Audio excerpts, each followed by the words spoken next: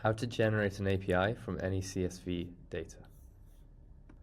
Log into CSV Getter and upload a CSV.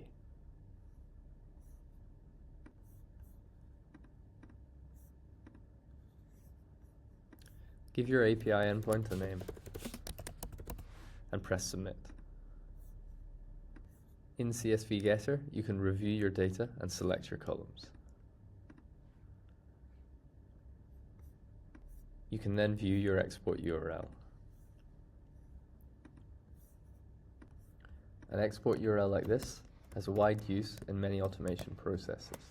For example, here is us importing the CSV data into a Google Sheet. Here is an example of using the URL to load data into a Python script.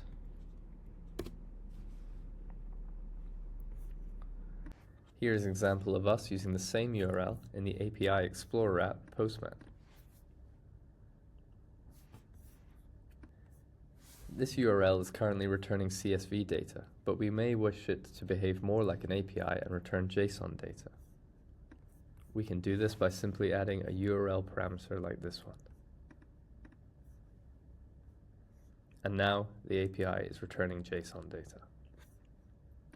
In this further URL parameter example, we have added a parameter to specify some SQL, which is now returning only countries in the region Asia. Notice how all we have to do is change the specified URL parameters to change the output of our URL. And if we want the URL to return to just returning plain CSV data, we just remove our parameters and we are back to where we were. If you would like to safeguard your data, then you can enable auth in CSV Getter. You can set an HTTP bearer token for your API endpoint like so.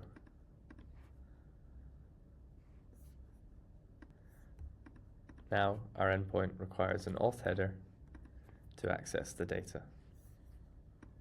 If I provide the same auth header that I set in CSV Getter, then I can now receive the data as before. In this final example, we are adding a URL parameter which also renders the data as an HTML web page, which is capable with pagination, search, and sorting.